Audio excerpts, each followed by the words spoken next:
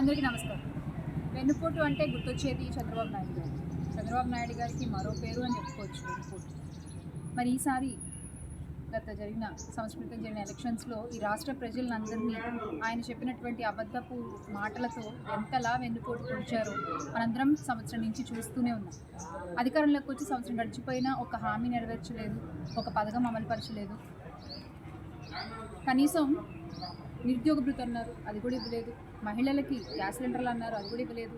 వృద్ధుల పింఛన్లలో మళ్ళీ కోతలు. రైతులు సంతోషంగా లేరు, మహిళలు సంతోషంగా లేరు, మహిళలకి భద్రత లేదు. సో ఇన్ని రకాలుగా రాష్ట్ర ప్రజలందరూ కూడా ఒక అంధకారంలో ఉన్నటువంటి పరిస్థితి. మరి వీటన్నిటినీ కూడా నిరసిస్తూ ఈ కూటమి ప్రభుత్వాన్ని వ్యతిరేకిస్తూ ఈ కూటమి ప్రభుత్వంలో జరిగేటువంటి అరాచకాలన్నింటినీ కూడా గొంతెత్తి చెబుతూ ప్రతి జిల్లాలో కూడా జూన్ 4వ తారీఖున వెన్నుపోటు దినం నిర్వహించాలని చెప్పి వైఎస్ఆర్ కాంగ్రెస్ పార్టీ నిర్ణయించడం జరిగింది. మరి ప్రతి కార్యకర్త కూడా మీ జిల్లాలో జరిగేటువంటి ఈ వెన్నుపోటు దినంలో పాల్గొని సంబంధిత అధికారులకు వినతి పత్రాలు అందించాలి అని మనస్ఫూర్తిగా కోరుకుంటున్నాను. జై జగన్, జోహార్ వైఎస్ఆర్.